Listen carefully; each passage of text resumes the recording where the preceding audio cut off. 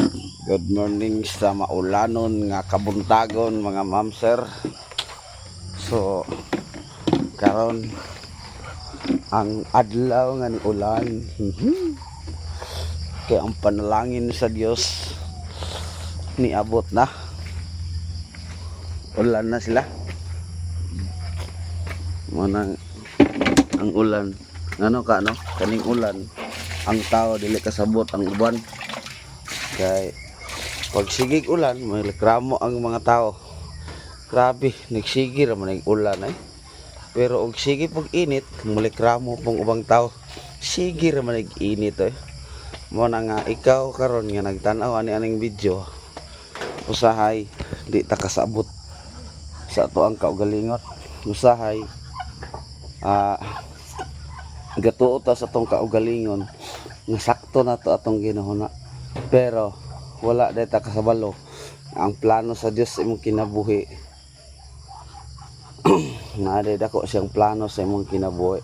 Muna nga ikaw karon nga nagtan-aw paki-examine panamin sa imong kaugalingon kung unsa man gini ato ang buhaton nga nagsige ra magitag pasulabi aning kalibutan, nagsige ra magitag hapon taog bisyo, tanang sugal, inom, babae, tanan. Maora bagid ka na ato ang buhaton anang kalibutan. So panamin igsuon ko diha ni Kristo. Panamin sa no kung imagino na to pag-ayo kung mingon ka nga sa imong kaugalingon unsa ka ano kung wala ko'y pag-alagad sa Ginoo, asa ka ko padulong. Unya pangutan-on og asa ka mo adto, gusto kag langit, no? Pero ang ato ang binuhatan wala na hiuyon sa langit. Mao na nga dili pa ulahi ang tanan.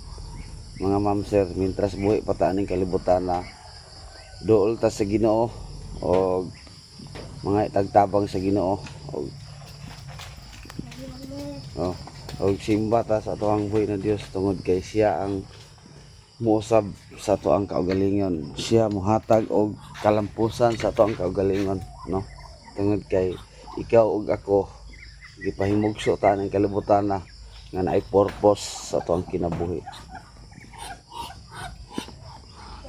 Bless.